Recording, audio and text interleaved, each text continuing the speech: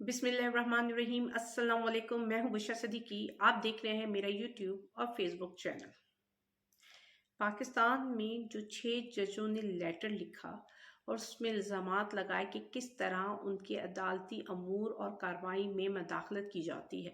अगर यही इल्ज़ामात, यही ख़त किसी और महज़ब माशरे में लिखा जाता, किसी और मुल्क में लिखा जाता, तो अब तक भूचाल आ चुका होता। लोग सड़कों पे होते, जो जिम्मेदारान थे जिन्होंने मदाखलत की, जिन पर इल्ज़ामात होते, वो अपनी नौकरियों से हाथ धो बैठते या फिर जेल में होते, गिरफ्तार हुए हुए होते। लेकिन ये पाकिस्तान है। यहाँ पे जब इस तरह का कोई चीज़ सामने आती है, इस तरह के इल्ज़ामात सामने आते हैं और जो ख़त सामने आया है, अब उसमें कोशिश ये की जाएगी कि किसी तरीके इस मामले को दबा दिया जाए और जिन पे इल्ज़ामात लगे हैं और जो भी इनके साथ मिलकर सहूलतकारी करते हैं, किस तरह उनको बचाया जाए। हमारा पूरा सिस्टम, हमारा पूरा निज़ाम अदलिया का 75 सालों में इसी राह पे गामज़न है कि किस तरह कसूरवार को बेकसूर और बेकसूर को कसूरवार साबित किया जाए। हमारे पूरे 75 सालों में ये मदाखलत होती रही है और ये समझौता अदलिया करती आई है। ये नहीं कि पहली दफ़ा अदलिया ने समझौता किया। हाँ, पहली दफ़ा तारीख में, मैंने जैसे अपने पिछले व्लॉग में भी कहा था, तारीख ने पहली दफ़ा करवट ली है और जजेस उठ खड़े हुए। ये 6 जजेस को तारीख में नाम लिखा जाएगा, इनको सलूट किया जाएगा, क्योंकि 75 सालों में पहली बार अदलिया में से आवाज़ उठी है। अदलिया में से उन्होंने कहा है इनफ, नो मोर, अब आप हमारे अदालती अमूर पे दखल अंदाजी नहीं करेंगे, हमें हमारा काम करने देंगे। लेकिन ये सिर्फ 6 जजेस हैं। इसके अलावा कुछ जजेस ऐसे हैं शायद जिन्होंने मदाखलत करने वालों का भरपूर साथ दिया है और भरपूर साथ देने का आगे भी इरादा रखते हैं। अब जिस तरह कोशिश ये की जा रही है कि किसी ना किसी तरीके से इस मामले को दबाया जाए, जिन पे ऊपर इल्ज़ामात लगे हैं उनको किस तरह क्लीन चिट दिलाई जाए, तो इसी सिलसिले में शहबाज शरीफ, जो कि फॉर्म 47 से मुसल्लत शुदा वजीर आजम है, उनकी मुलाकात और चीफ जस्टिस ऑफ पाकिस्तान काजी फाइज ईसा की मुलाकात होती है। उस मुलाकात में वजीर कानून आजम तारिर भी होते हैं, अटॉर्नी जनरल भी मौजूद होते हैं और दूसरी तरफ काजी फाइज ईसा के साथ सीनियर जज मंसूर शाह भी शामिल होते हैं। जब ये मुलाकात कोई घंटा डेढ़ चलती है और उसके बाद जब वापस आते हैं तो एक एलामिया जारी होता है। तो इस मुलाकात में क्या हुआ होगा? इस मुलाकात में फाइज ईसा साहब ने प्राइम मिनिस्टर से कहा होगा कि यार मैं तो बुरा फंस गया हूँ, मैं तो सो मोटो नहीं ले सकता, क्योंकि अगर मैंने सो मोटो एक्शन ले लिया तो फिर कार्रवाई जल्दी जल्दी आगे बढ़ेगी और मैं इस करने में नहीं कर पाऊंगा। अब शायद वो क्यों नहीं करना चाहते, उसी कोई भी वजूहत हो सकती है। हो सकता है कि उनके कमरों में भी कैमरे मौजूद हों, इस वजह से वो सो मोटो वाला रिस्क नहीं लेना चाहते हों। तो फिर शहबाज शरीफ ने कहा होगा कि यार मेरे पास एक आइडिया है, क्यों ना एक इंक्वायरी कमीशन तश्कील दे दिया जाता है और उसमें कोई रिटायर्ड जज रख लेंगे जो हेड करेगा, तो वो मामला लटक जाएगा। और जितना लंबा मामला लटकता है ना, तो उस मामले में मिट्टी पड़ती जाती है, लोग भूलते जाते हैं। तो उसके बाद ये 1.5 घंटे ये डिस्कशन करने के बाद एक एलामिया जारी होता है।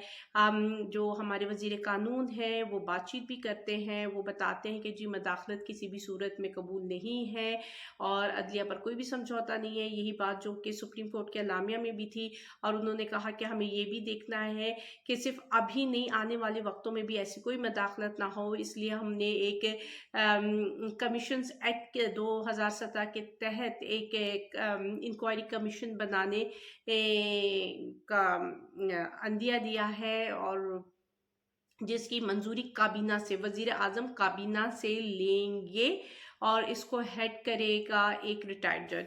अब वो रिटायर्ड जज जिसके घर में उसके फैसले नहीं माने जाते, उसके आगे फैसलों की क्या वक़्त औकात हो सकती है। अब जी काबीना का इजलास होगा, इजलास में फैसला किया जाएगा, मंजूरी ली जाएगी। अगर मंजूरी हो जाती है तो फिर वो कमीशन बनता है। फिर कमीशन के अपने TORs होते हैं, टर्म्स ऑफ रेफरेंसेस डिफाइन होते हैं। फिर उसमें तमाम रिलेटेड पार्टी उस TOR से एग्री करती हैं, नहीं करती चलती हैं, फिर इस मामले में आया जाएगा कि अब जज कौन सा होगा, किसको लगाया जाए। तो ये सारा मतलब ये पूरा प्रोसेस एक लेंथी प्रोसेस है, और आज तक जितनी भी इंक्वायरी कमीशन बैठे, किस एक की रिपोर्ट हम तक आ चुकी है, हमारे पास मौजूद है, जिसमें कोई कंक्रीट दलाइल मौजूद हो, इल्ज़ाम की तरदीद की गई हो या तायद की हो। कितने कमीशंस बने, अब तक किसी की रिपोर्ट आई? कमीशन बनने का मतलब ही यही है कि यार भूल जाओ। तो ये जो बेचारे 6 जजेस ने इतनी हिम्मत करके रखा गया है, तो उन मौजूदा 6 जजेस की हाजिर सर्विस 6 जजेस की खत की इंक्वायरी किसके हाथों दे दी जाती है? एक रिटायर्ड जज की। क्या बाकी जो हाजिर जजेस अभी मौजूद हैं सुप्रीम कोर्ट में, उनमें से किसी में इतनी हिम्मत नहीं है कि वो खड़े हों, वो स्टैंड लें, कि वो कहें कि नहीं यार ये हम मामला खुद हैंडल करेंगे, हम खुद इसकी इंक्वायरी करेंगे, हम जिम्मेदारान को बुलाएंगे? लेकिन जी खैर से मामले को लटका दिया गया है। लटकाने ही समझिए इसको। अब फिर जब ये मुलाकात हो जाती है, ये फैसला कर लिया जाता है कि इंक्वायरी कमीशन बनेगा, तो उसके बाद सुप्रीम कोर्ट का एक एलामिया जारी किया जाता है। अच्छा, सुप्रीम कोर्ट के एलामिया में कहते हैं कि जी हमने 26 मार्च को अफ्तारी के बाद चीफ जस्टिस ने अपने घर में इस्लामाबाद हाई कोर्ट के जस्टिस और उसके अलावा दीगर जजों से मुलाकात की। इसके बाद उन्होंने सुप्रीम कोर्ट बार काउंसिल के सदर से और पाकिस्तान बार काउंसिल के लोगों से मुलाकात की, और उसके बाद ये उन्होंने फुल कोर्ट जो इजलास बुलाया था 27 मार्च को, और उस 27 मार्च के इजलास में ये फैसला हुआ था कि वो शहबाज शरीफ जो कि मुसल्लतशुदा वजीर आज़म है फॉर्म 47 से बनने वाली हुकूमत के, उनसे मुलाकात की जाएगी और उनके सामने मामला पेश किया जाएगा। और उस तरह उन्होंने कहा था कि इस एलामिया में जो सुप्रीम कोर्ट का एलामिया था उसमें ये भी कहा गया कि जी अदालती अमूर में किसी की भी मदाखलत हम बर्दाश्त नहीं करेंगे। जबकि मेरे ख्याल से जिन्होंने प्रेस रिलीज जारी की है, करवाई है, वो खुद ही सहूलतकारी कर रहे हैं मदाखलत करने वालों की। वो खुद ही मदाखलत करने वालों को कह रहे कि आ जाओ जितनी कर सकते हो करो, हम तुम्हारे साथ हैं, और अदलिया की आज़ादी पर कोई समझौता नहीं किया जाएगा। तो मुझे बता दें 75 सालों में अदलिया कब आज़ाद हुई है? अच्छा, 75 सालों की कहानी है ये। हमेशा से अदलिया ने ही समझौता किया है और हमेशा से गैर जमहूरी कुव्वतों का रास्ता हमवार भी किया है। जस्टिस मुनीर को हम नहीं भूले, लेकिन काजी फाइज ईसा जिस रविश पे चल रहे हैं, उन्होंने शायद जस्टिस मुनीर को भी हमें भुला दिया है। अब लोग पहले जस्टिस मुनीर की मिसाल दिया करते थे कि किस तरह उन्होंने नजर ज़रूरत के तहत तमाम आइन तबाह कर दिया है, लेकिन अब शायद आने वाले वक्तों में फाइज ईसा की मिसाल मिला करेगी कि किस तरह उन्होंने आइन और कानून की धज्जियां उड़ा दी। चलें जी, ये थी आइन और कानून की धज्जियां उड़ाने वाली बात। और इसके बाद पीटीआई का क्या रद्द अमल है? मेरे ख्याल से पीटीआई के सपोर्टर्स का ज़्यादा रद्द अमल है एज़ कम्पेयर टू उनकी क़यादत का रद्द अमल होने का, क्योंकि सब अब हामिद खान के बारे में भी बोल रहे हैं कि जब उनका अपना ग्रुप है तो वो लीड क्यों नहीं कर रहे हैं। कई सवालात उठ रहे हैं इस बारे में कि वो क्यों नहीं मैदान में आ रहे, वो क्यों नहीं लीड करे, क्या वो भी कॉम्प्रोमाइज्ड हैं? फिर एतजाज़ अहसन ने भी बयान दिया है। एतजाज़ अहसन ने भी कहा है कि वकला को सामने आना चाहिए, लेकिन बात यह है कि सब बातें कर रहे हैं, बयानबाजी कर रहे हैं, लेकिन प्रैक्टिकल स्टेप कोई नहीं ले रहा। एतजाज़ अहसन ने पहले भी बात की थी वकला तहरीक शुरू करने की।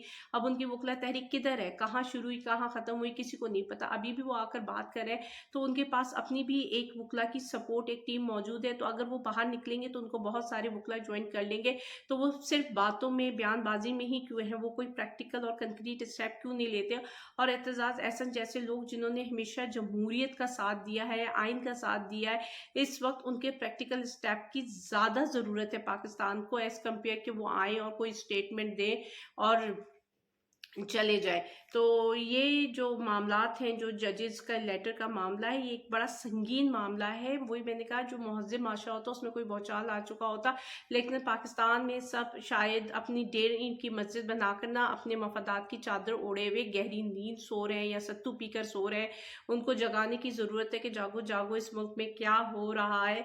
और आवाम जो है वो बेबसी की तस्वीर बनी हुई है, वो कह रही है हम क्या करें। पीटीआई के सपोर्टर सोशल मीडिया मीडिया में काफ़ी शोर मचा रहे हैं। उनके शोर मचाने से इक्का दुक्का जो पीटीआई की लीडरशिप है, क़यादत है, वो कुछ बोल देती है और फिर खामोश हो जाती है।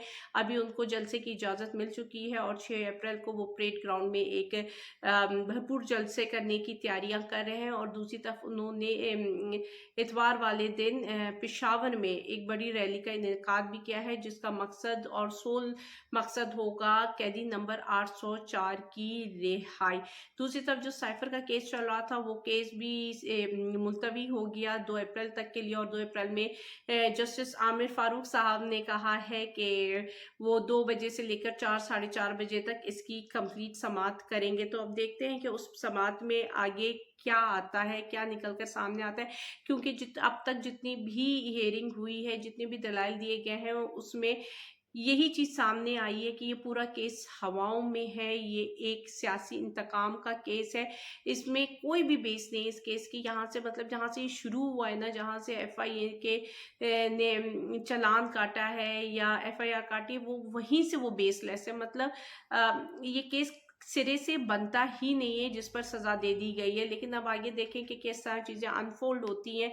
और दूसरी तरफ जी अली अमीन गंडापुर के पास पहुंचे थे वजीरे दाखिला, डिफेक्टो प्राइम मिनिस्टर, जिनके पास सारी पावर्स हैं, जो चाहे कर सकते हैं, क्योंकि उनको नवाजा गया है उनकी आला खिदमात के नतीजे में, जो उन्होंने निगरां वजीर आला बनकर दी गई थी। तो वो पहुंचे केपीके में, मुलाकात की अली अमीन गंडापुर ने, और अली अमीन गंडापुर उनसे मिले, बगलगीर हुए। और जब वो बगलगीर हुए तो पीटीआई के सपोर्टर्स ने उनके ठीक धुनाई कर दी है। लेकिन असल में बात यह है कि अली अमीन गंडापुर अब एक सूबे के वजीर आला भी है। उन्होंने सूबा भी चलाना है, क्योंकि देखिए ना, वफाक पर डिपेंडेंट है सूबे। वफाक ने उनको पैसे भी देने हैं, फिर सिक्योरिटी कंसर्न्स होते हैं, कई मामलात होते हैं। तो ये सिर्फ ये थोड़ी लड़ाई झगड़ा वो करेंगे, भाई उन्होंने उनसे मिलकर चलना है तो सूबा चला पाएंगे ना। वो आइसोलेट तो नहीं हो सकते हैं, वो कोई अलग से अपनी 1.5 ईंट की मस्जिद बनाकर तो नहीं रह सकते, सूबा तो नहीं चल सकता है।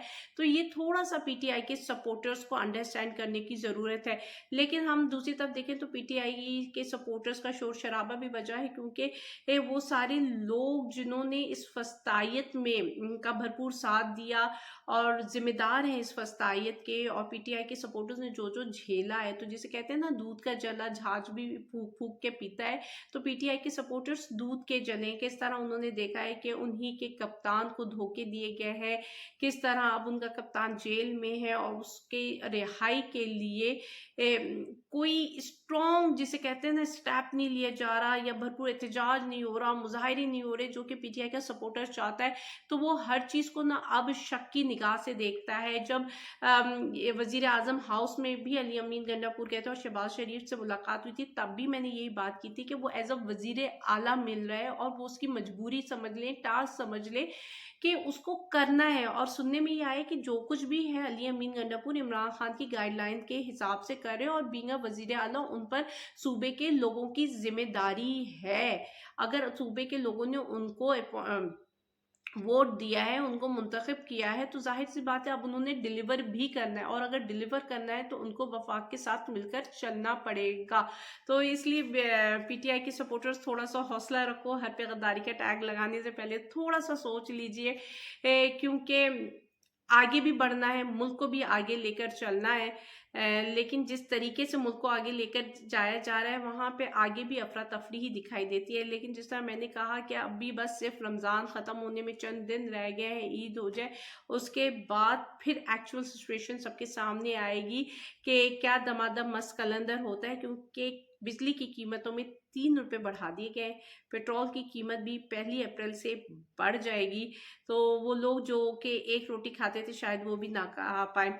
तो ये हुकूमत इस बारे में सोच नहीं रही है। ये हुकूमत को बहुत सी मुश्किलात हैं और बहुत से मुश्किल फैसले करने, जो कि ये हुकूमत नहीं कर पाएगी। उसमें इतना कैपेसिटी नहीं है जिस तरीके से वो लाई गई है, और जिस तरह के उनके अपने लोग नून वाले कह रहे हैं कि हमें किस तरह ज़बरदस्ती इसमें धकेल दिया गया है, हम नहीं चाहते थे ये बनाना, लेकिन हमारे साथ ज़बरदस्ती की गई है। तो जी, अब जब ज़बरदस्ती आपने खुद ही की है ना, आप कहते हैं हमने नहीं लेनी है, जिस तरह बाकी लोगों ने नहीं ली, पीपल्स पार्टी ने भी आईनी عہدے لے لیے لیکن حکومت کابینہ کا حصہ نہیں بنی، تو آپ بھی کچھ ایسے گیم کر سکتے تھے، لیکن اس کے لیے ہمت چاہیے۔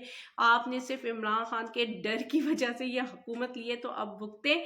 مجھے اجازت دیجیے، اللہ حافظ۔